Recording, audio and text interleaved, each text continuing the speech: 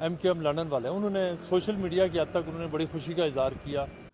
एक बयान ने फिर तहलका मचा दिया है कि क्या एमक्यूएम लंदन यानी कि अल्ताफ हुसैन की एमक्यूएम ने कामरान टेसरी के जाने पर खुशियां मनाई थी, और क्या ये हकीकत है या नहीं है, ये सियासत है या फिर हकीकत?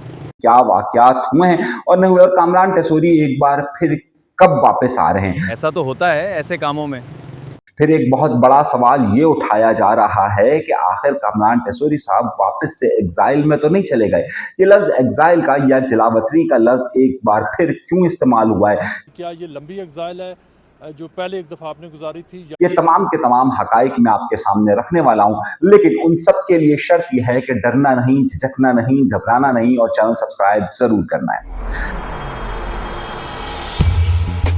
आइए अपनी गुफ्तगू के सिलसिले का आगाज अपने परवरदिगार की शुक्र से करते हैं। अहम खबर और अहम मामलात से बातचीत का आगाज करेंगे।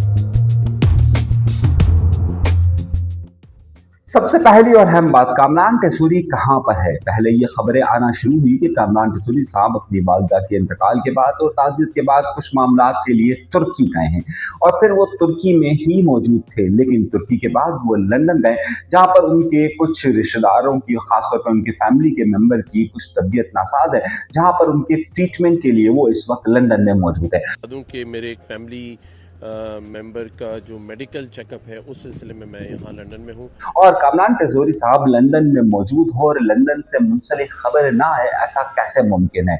मगर उसके बाद से जब से कामरान टेसरी साहब करीबन कोई महीने भर का वक्त हो चुका है, कामरान टेसरी साहब यहाँ पर मौजूद नहीं है, लेकिन उनके हवाले से गूंज डॉक्टर फारूक सत्तार ही खुद कहते आ रहे हैं कि हमारी बजट के हवाले से रेड लाइन कामरान टेसरी है। मगर आपको हैरत अंगेज बात यह बताऊं कि बजट के मामला के हवाले से पाकिस्तान पीपल्स पार्टी का एक आला सतही वफ्द आज मुलाकात कर रहा है वजीर आजम के वफ्द के साथ, यानी पाकिस्तान मुस्लिम लीग नून और पाकिस्तान पीपल्स पार्टी के अहम रहनुमाओं की आज मुलाकात हो रही है।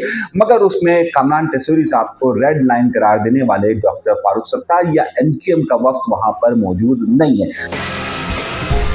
तो अब इस रेड लाइन का तयन कैसे होगा, जब यही सवाल खास तौर पर कामरान टेसरी से पूछा गया कि जनाब आप रेड लाइन की बात की गई है आपकी तैनाती को, यानी आपकी दोबारा से उस हैसियत के हवाले से, तो आप इस हवाले से क्या कहते हैं। तो उन्होंने कहा कि जनाब हमारे पास कोई भी आईनी ओहदा नहीं है और एमक्यूएम के पास एक ना एक आईनी ओहदा होना चाहिए। तो क्या उस आईनी ओहदे के लिए कामरान टेसरी का नाम ही होगा? जरा सा उनकी गुफ्तगू को सुनकर मैं आगे बढ़ने की कोशिश करूंगा और फिर आपको चीजें समझाऊंगा।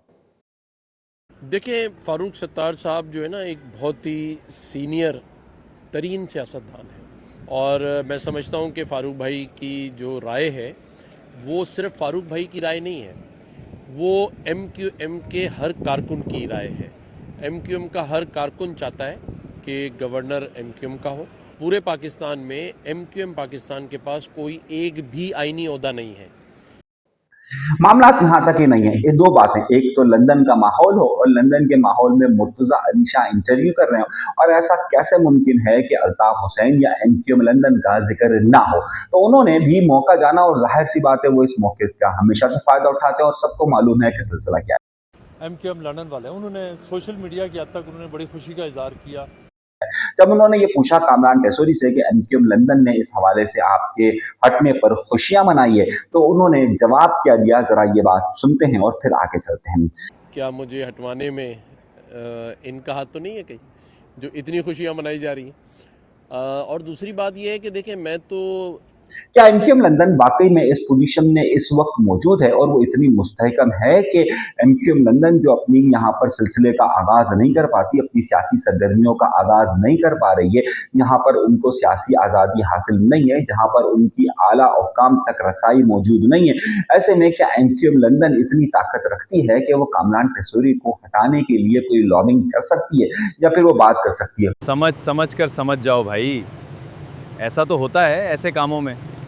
ये एक सवालिया निशान है, मगर इस सवालिया निशान के पीछे कामरान टेसरी ने अपना पैगाम वाज़ेह तौर पर यह दे दिया कि उनका एमक्यूएम लंदन के साथ कोई ताल्लुक नहीं है, यानी कि वो ये बताने में कामयाब हो गए कि जनाब उनका एमक्यूएम लंदन से ताल्लुक नहीं, और शायद पाकिस्तान के आला तबके और पाकिस्तान की अशराफिया यही सुनना चाहती थी। तो इस सवाल का जवाब बहुत वाज़ेह तौर पर यह था कि इस सवाल का आना किस लिए था और इसका जवाब ये क्यों दिया गया, ये बात के जहन में बहुत ज्यादा वाज़ेह और क्लियर हो गया होगा। दोनों अबे ठहर जा, पहले ये तो सुन।